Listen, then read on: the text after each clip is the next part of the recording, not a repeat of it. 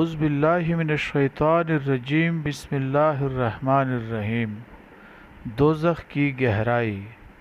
حضرت ابو موسیٰ اشعری رضی اللہ تعالی عنہ رسول خدا صلی اللہ علیہ وآلہ وسلم سے روایت کرتے ہیں کہ آپ وسلم نے دوزخ کی گہرائی بیان کرتے ہوئے فرمایا، اگر ایک پتھر جہنم میں ڈالا جائے تو دوزخ کی تہہ میں پہنچنے سے پہلے 70 سال تک گرتا چلا جائے گا۔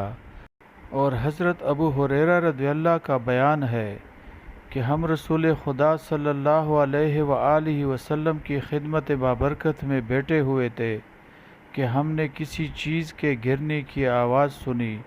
رسول خدا صلی اللہ علیہ وآلہ وسلم نے فرمایا، کیا تم جانتے ہو یہ آواز کیا ہے؟ ہم نے عرض کیا، اللہ اور اس کا رسول ہی خوب جانتے ہیں۔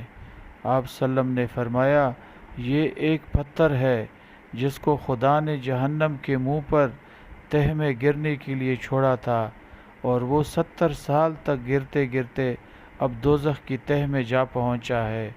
یہ اس کے گرنے کی آواز ہے۔